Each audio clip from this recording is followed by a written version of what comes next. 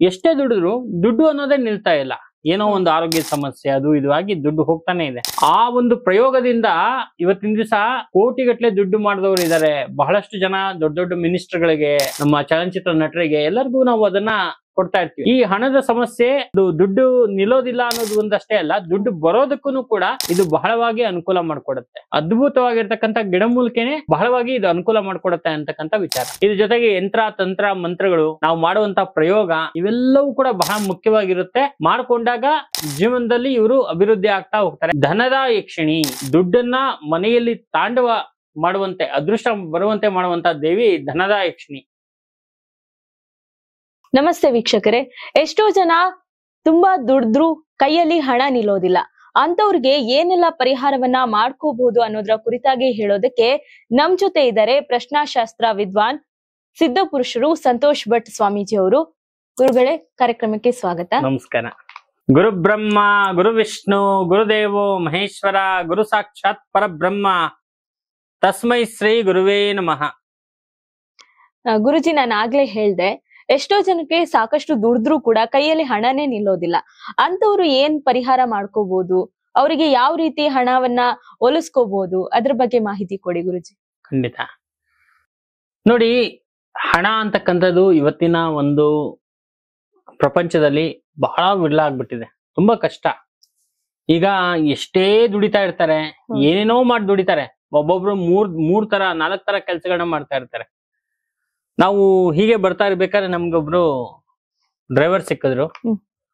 ಅವರು ಹೇಳ್ತಾ ಇರೋದೇನು ಅಂತ ಹೇಳಿದ್ರೆ, ಅವರು ಏನ್ ಮಾಡ್ತಾ ಇದಾರೆ, ನೈಟ್ ಟೈಮಲ್ಲಿ ಒಂದು ಕೆಲಸ ಮಾಡ್ತಾ ಇದಾರೆ, ಡೇ ಟೈಮಲ್ಲಿ ಡ್ರೈವರ್ ಆಗಿ ಕೆಲಸ ಮಾಡ್ತಾ ಇರ್ತಾರೆ, ಮಧ್ಯಾಹ್ನದಲ್ಲಿ ಗ್ಯಾಪ್ ಸಿಕ್ಕಿದಾಗ 1 ಅವರ್ ಬೇರೆ ಕೆಲಸಗಳನ್ನ ಮಾಡ್ತಾರೆ. ಈ ರೀತಿ ಎಲ್ಲ ಮಾಡ್ತಾ ಇದಾರೆ. ಆದ್ರೂ ಕೂಡ ಅವ್ರಿಗೆ ಎಷ್ಟೇ ದುಡಿದ್ರು ದುಡ್ಡು ಅನ್ನೋದೇ ನಿಲ್ತಾ ಇಲ್ಲ.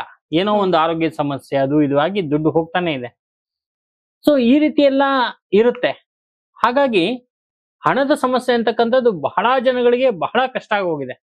ಯಾವ ರೀತಿಯಲ್ಲಿ ದುಡ್ಡನ್ನು ಮಾಡಬೇಕು, ಯಾವ ರೀತಿಯಲ್ಲಿ ದುಡ್ಡನ್ನು ದುಡಿಬೇಕು. ನೋಡಿ, ನೀವು ನೋಡೋದಾದ್ರೆ ಎಷ್ಟೋ ಒಂದು ಜನರಿಗೆ ಹಣ ಬಹಳವಾಗಿ ಬರುತ್ತೆ, ಆದ್ರೆ ನಿಲ್ಲೋದಿಲ್ಲ. ಇದು ದೊಡ್ಡ ಸಮಸ್ಯೆ ಇದು. ಸೊ ಹಾಗಾಗಿ ಆ ಒಂದು ವಿಚಾರದಲ್ಲಿ ನಾವು ನೋಡಿದಾಗ ಸಾಕಷ್ಟು ಜನಗಳು ನಮ್ಮ ಹತ್ರ ಬರೋರಿಗೆ ನಾವು ವಿಶೇಷವಾಗಿರ್ತಕ್ಕಂಥ ಗಿಡಮೂಲಿಕೆಗಳಿಂದ ಪರಿಹಾರವನ್ನ ಕೊಟ್ಟಿದೀವಿ. ಯಾವ ರೀತಿ ಗಿಡಮೂಲಿಕೆಗಳು ಅಂತ ಹೇಳಿದ್ರೆ, ಅದ್ಭುತವಾಗಿರ್ತಕ್ಕಂಥ ಅಪರೂಪವಾಗಿರ್ತಕ್ಕಂಥ ಗಿಡಮೂಲಿಕೆಗಳು. ಆ ಗಿಡಮೂಲಿಕೆಗಳನ್ನ ಒಂದೊಂದು ನಕ್ಷತ್ರ ಇರುತ್ತೆ.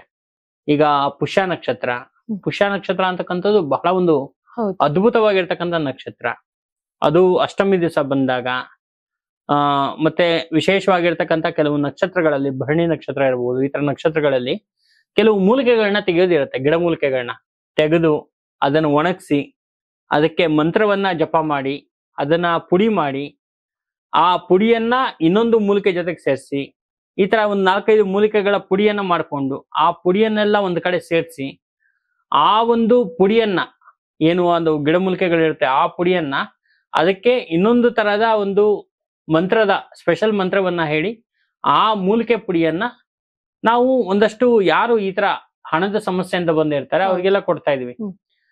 ಆ ಒಂದು ಪ್ರಯೋಗದಿಂದ ಇವತ್ತಿನ ದಿವಸ ಕೋಟಿಗಟ್ಟಲೆ ದುಡ್ಡು ಮಾಡಿದವರು ಇದ್ದಾರೆ. ಬಹಳಷ್ಟು ಜನ ದೊಡ್ಡ ದೊಡ್ಡ ಮಿನಿಸ್ಟರ್ಗಳಿಗೆ, ನಮ್ಮ ಚಲನಚಿತ್ರ ನಟರಿಗೆ ಎಲ್ಲರಿಗೂ ನಾವು ಅದನ್ನ ಕೊಡ್ತಾ ಇರ್ತೀವಿ. ಆದ್ರೆ ಗುಪ್ತವಾಗಿ ಅದನ್ನ ಅವರಷ್ಟಕ್ಕೆ ಅವರು ಮಾಡ್ಕೊಳ್ತಾ ಇರೋದ್ರಿಂದ ಒಂದಷ್ಟು ಜನಗಳಿಗೆ ಅದ್ರ ಮಾಹಿತಿ ಸಿಗೋದಿಲ್ಲ.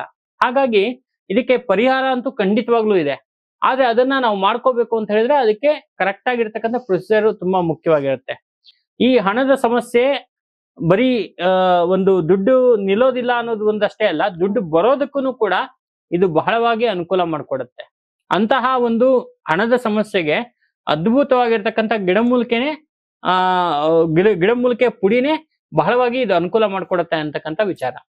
ಹಾಗಾದ್ರೆ ಗುರುಜಿ, ಒಬ್ರು ಮನೆಯಲ್ಲಿ ಅಥವಾ ವ್ಯಕ್ತಿ ಆಗಿರ್ಬೋದು, ಅವ್ರ ಕೈಯಲ್ಲಿ ದುಡ್ಡು ಇರ್ಬೇಕು ಅಂದ್ರೆ ನೀವು ಹೇಳೋ ಪರಿಹಾರವನ್ನ ಎಲ್ರೂ ಮಾಡ್ಬೋದಾ, ಅಥವಾ ಅದಕ್ಕೂ ಏನಾದ್ರು ನಿಯಮ ಆತರ ಏನಾದ್ರು ಇದೆಯಾ ಗುರುಜಿ? ನೋಡಿ, ಗಿಡಮೂಲಿಕೆಗಳ ಪುಡಿಯನ್ನ ನಾವು ಎಲ್ಲ ಮಂತ್ರವನ್ನ ಮಾಡಿ ಎಲ್ಲ ಕರೆಕ್ಟ್ ಆಗಿ ಕೊಟ್ಬಿಡ್ತೀವಿ.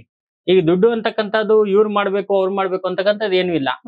ನಾವು ಅದನ್ನ ಕೊಟ್ಟಾಗ ಅದಕ್ಕೆ ನಿಯಮ ಅಂತೂ ಖಂಡಿತವಾಗ್ಲೂ ಇದೆ. ಮನೆಯಲ್ಲಿ ಯಾವತ್ತೂ ಕೂಡ ಯಾವುದೇ ತರಹದ ಅಶುದ್ಧಿ ವಸ್ತುಗಳಿರಬಾರ್ದು. ಈ ಹಳೆ ಬಟ್ಟೆಗಳು, ಒಣಗಿಸಿರೋ ನೆನ್ಸಿರೋ ಬಟ್ಟೆಗಳು, ಮತ್ತೆ ಪಾತ್ರೆಗಳು, ಮುಸ್ರೆ ಪಾತ್ರೆಗಳು ಇವೆಲ್ಲ ಇರ್ತಾವಲ್ಲ, ಇದನ್ನೆಲ್ಲ ತೆಗಿಬೇಕು, ಮನೆಯನ್ನ ಶುದ್ಧವಾಗಿ ಇಟ್ಕೋಬೇಕು, ಆಯ್ತಾ. ಮತ್ತೆ ಮಂತ್ರ ಜಪ, ನಾವು ಏನ್ ಮಂತ್ರ ಕೊಟ್ಟಿರ್ತೀವಿ ಆ ಮಂತ್ರವನ್ನ ಹೇಳ್ಬೇಕು. ಈ ಪುಡಿಯನ್ನ ಎಲ್ಲೆಲ್ಲಿ ನಾವು ಯಾವ ರೀತಿಯಲ್ಲಿ ಅದನ್ನ ಪ್ರಯೋಗ ಮಾಡಕ್ ಹೇಳಿರ್ತೀವಿ ಆ ರೀತಿಯಲ್ಲಿ ಪ್ರಯೋಗ ಮಾಡ್ಬೇಕು.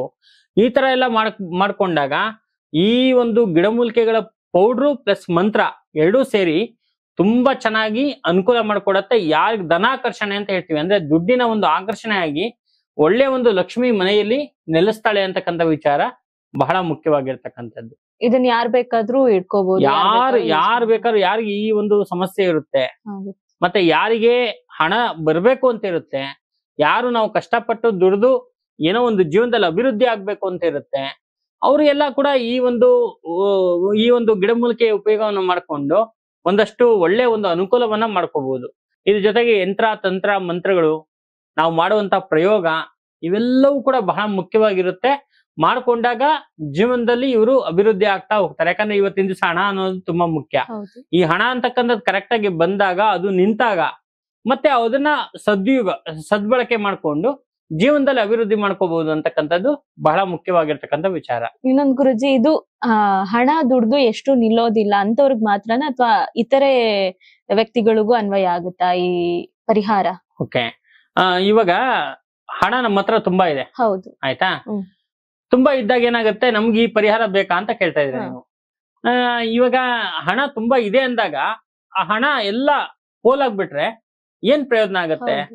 ಹಣ ಇದ್ದವ್ರಿಗೂ ಕೂಡ ಇದು ಏನ್ ಮಾಡುತ್ತೆ ಅಂತ ಹೇಳಿದ್ರೆ, ಆ ಹಣವನ್ನ ಸಂರಕ್ಷಣೆ ಮಾಡಿಡಕ್ಕೆ, ಅಂದ್ರೆ ಒಳ್ಳೆಯ ಒಂದು ರೀತಿಯಲ್ಲಿ ಅದು ಅನುಕೂಲ ಮಾಡಿಡಕ್ಕೆ, ಮತ್ತೆ ಅದ್ರ ಮೇಲೆ ಒಂದಷ್ಟು ಹಣ ಮನೆಗೆ ಬರೋದಕ್ಕೆ, ಅಂದ್ರೆ ಲಕ್ಷ್ಮಿ ಬರೋದಕ್ಕೆ ಇದು ಬಹಳವಾಗಿ ಅನುಕೂಲ ಮಾಡುತ್ತೆ ಅಂತಕ್ಕಂಥದ್ದು ಬಹಳ ಮುಖ್ಯ. ಗಿಡಮೂಲಿಕೆಗಳು ನೋಡಿ, ವನಸ್ಪತಿಗಳು, ಗಿಡಮೂಲಿಕೆ ಅಂತಕ್ಕಂಥದ್ದು ಈಗಿಂದಲ್ಲ, ಬಹಳ ಪುರಾತನವಾಗಿರ್ತಕ್ಕಂಥದ್ದು. ಋಷಿ ಮುನಿಗಳು ಕಂಡುಹಿಡಿದಿರ್ತಕ್ಕಂಥ ಮೂಲಿಕೆಗಳು ಇವೆಲ್ಲ. ನಾವೇನೋ ಒಂದು ಕಂಡುಹಿಡಿದು ಒಂದು ಮೂಲಿಕೆ ತರ್ತೀವಿ, ಆ ತರದ್ದಿಲ್ಲ. ಇದರಲ್ಲಿ ಬಹಳ ಒಂದು ಅದ್ಭುತವಾಗಿರ್ತಕ್ಕಂಥ ಶಕ್ತಿ ಇದೆ. ಮತ್ತೆ ಗಿಡಮೂಲಿಕೆಗಳು ಯಾರು ಬೇಕಾದ್ರೂ ಕಿತ್ಕೊಂಡ್ಬರ್ಬೋದು, ಆ ತರ ಆಗಲ್ಲ. ಅದಕ್ಕೆ ಕೆಲವು ನಕ್ಷತ್ರಗಳಿರ್ಬೇಕು, ಕೆಲವು ಸಿದ್ಧಿ ಪುರುಷರೇ ಅದನ್ನ ಮುಟ್ಟಬೇಕು, ಅವತ್ತಿನ ದಿವಸನೇ ಅದನ್ನ ತೆಗಿಬೇಕು, ಈ ತರದೆಲ್ಲ ಇರುತ್ತೆ. ಹಾಗಾಗಿ ಒಂದಷ್ಟು ಅದನ್ನೆಲ್ಲ ನಾವು ಕರೆಕ್ಟ್ ಆಗಿ ಮಾಡಿ ಕೊಟ್ಟಾಗ ಜನಗಳಿಗೆ ತುಂಬಾ ಅನುಕೂಲಗಳಾಗಿದೆ ಅಂತಕ್ಕಂಥ ವಿಚಾರವನ್ನ ನಾವು ಹೇಳ್ಬೋದು.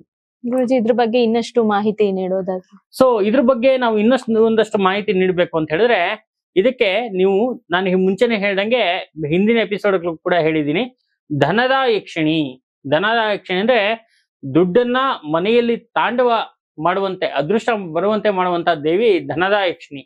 ಆ ಧನದ ಯಕ್ಷಿಣಿಯ ಒಂದು ಯಂತ್ರವನ್ನ ಇಟ್ಕೊಳ್ಳೋದು. ಈ ಒಂದು ಮೂಲಿಕೆಗಳ ಪುಡಿ ಏನಿದೆ, 5 ತರದ ಗಿಡಮೂಲಿಕೆಗಳು ಇದು.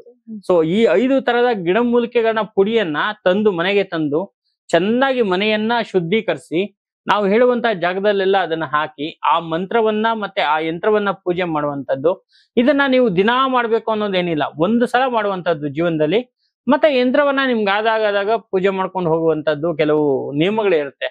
ಆ ನಿಯಮದ ಪ್ರಕಾರ ಪೂಜೆ ಮಾಡ್ಕೊಂಡು ಹೋಗೋದ್ರಿಂದ ಒಂದಷ್ಟು ಒಳ್ಳೆಯ ಒಂದು ಅನುಕೂಲಗಳಾಗತ್ತೆ ಅಂತಕ್ಕಂಥ ವಿಚಾರವನ್ನ ಈ ಒಂದು ಎಪಿಸೋಡ್ ಅಲ್ಲಿ ಹೇಳ್ಬಹುದು. ಕೇಳಿದ್ರಲ್ಲ ವೀಕ್ಷಕರೇ, ಮನೆಯಲ್ಲಿ ದುಡ್ಡು ನಿಮ್ಗೆ ಸಾಕಷ್ಟು ಕೈಯಲ್ಲಿ ದುಡ್ದಿರೋ ಅಂತ ಹಣ ನೆಲೆಸ್ಬೇಕು ಅಂತಂದ್ರೆ ಏನೆಲ್ಲ ಪರಿಹಾರವನ್ನ ಮಾಡ್ಕೊಳ್ಬೇಕು ಅಂತ ಹೇಳಿ ಮುಂದಿನ ಎಪಿಸೋಡ್ ಜೊತೆ ಮತ್ತೆ ಗುರುಜಿಯನ್ನ ಭೇಟಿ ಮಾಡ್ತೀವಿ. ನಮಸ್ಕಾರ. ನಮಸ್ಕಾರ.